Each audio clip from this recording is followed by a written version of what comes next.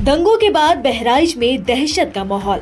एक झंडे से शुरू हुआ किस्सा, फिर भड़क उठी हिंसा। बहराइच में भड़की हिंसा का जिम्मेदार कौन? मुस्लिम परिवारों ने आखिर क्यों छोड़े अपने घर? सब आग लगाए लूट भूख लेगी हमारे सबके घर। 13 अक्टूबर की वो तारीख जब बहराइच में दुर्गा प्रतिमा विसर्जन यात्रा के दौरान दो समुदायों में जबरदस्त हंगामा हुआ। डीजे को लेकर शुरू हुआ विवाद इतना बढ़ा कि बात गोलीबारी तक पहुंच गई और इस हिंसा में एक 22 साल के युवक की मौत और कई लोग घायल हो गए। बहराइच हत्याकांड की रियल कहानी क्या है सच, अब आपके सामने। तो बने रहिए हमारे यूट्यूब चैनल पे। अगर चैनल पे नए हो तो सब्सक्राइब और लाइक जरूर करें।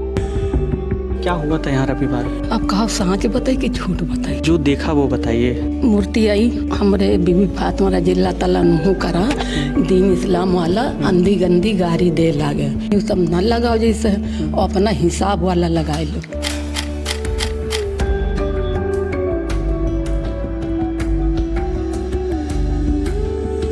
राम गोपाल वो वहाँ उनकी छत पे कैसे पहुँचा? उनकी छत पर सामने से गया था, मगर वो जब सामने की छत पर पहुंचा, रेलिंग गिराई, गोली मारी गया। तो जब हमरा धर्म को यहाँ तुम नीचे दिखाइया तो भाई जनून आई तो कुछ करवा। खड़ा करके फोटो बनाया है और वो वीडियो गलत झंडा लगाया है। तो जब आप लोग हमला करोगे तो मुसलमान बोलेगा।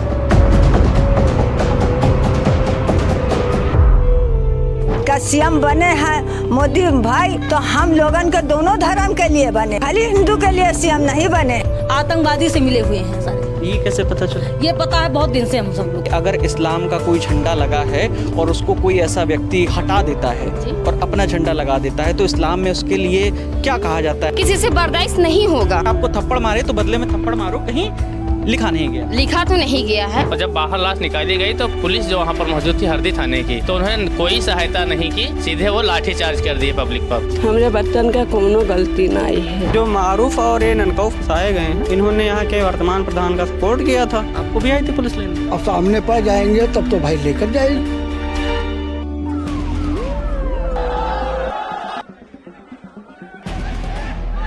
बाद में उसकी मृत्यु हो गई। बहराइच की घटना बहुत दुखद है।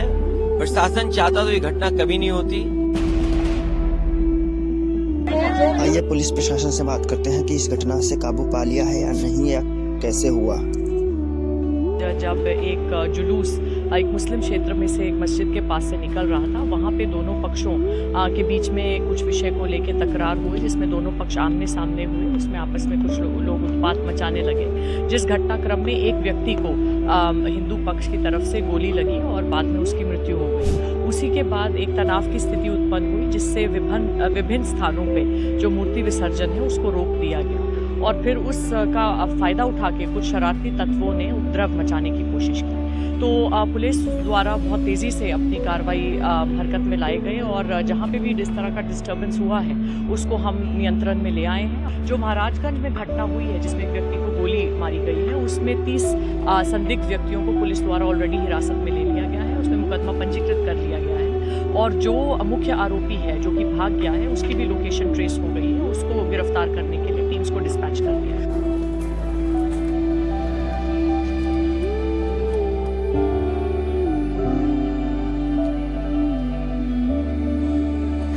दंगाइयों को कड़ी से कड़ी सजा सुनाई जाए। हम गरीबों का क्या कसूर है? खुदा के ऐसे रहमो करम रहा जो हम लोगों को चिपके रहन बोरा के अंदर।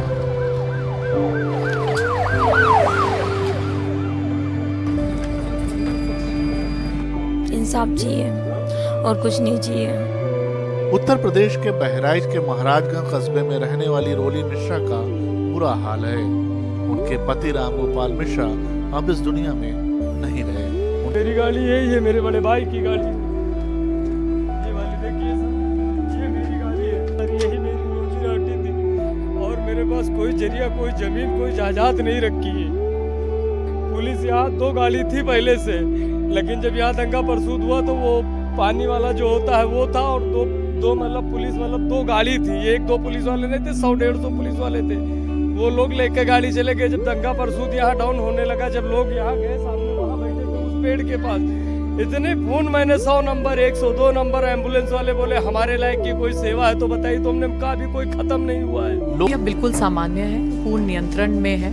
हमारे द्वारा जितने भी संवेदनशील गांव हैं, मेजर चौराहे हैं, इस तहसील के एंट्री पॉइंट्स हैं, सभी जगह बैरिकेडिंग की हुई है, पर्याप्त पुलिस व्यवस्था की गई है और कोई अभी यहाँ पे समस्या नहीं है, बिल्कुल सामान्य जीवन चल रहा है। और जो भी पूर्व की घटनाएं हुई हैं उन सभी पे निरंतर FIRs पंजीकरण की कार्रवाई और सभी अभियुक्तों की गिरफ्तारी की कार्रवाई भी नियमित चल रही है। एक विभागीय जांच आरंभ कर दी गई है और ये जांच का विषय है कि यदि किसी भी स्तर पे लापरवाही पाई जाएगी, उस दिन पहले ही जिस दिन घटना हुई थी तो तात्कालिक रूप से ही थानाध्यक्ष को और चौकी प्रभारी को सस्पेंड कर दिया गया था for their failure to respond effectively to the crowd buildup. लेकिन उसके अतिरिक्त भी जिसकी भी लापरवाही इसमें पाई जाएगी, उस सभी की जिम्मेवारी तय किया जाना निश्चित है।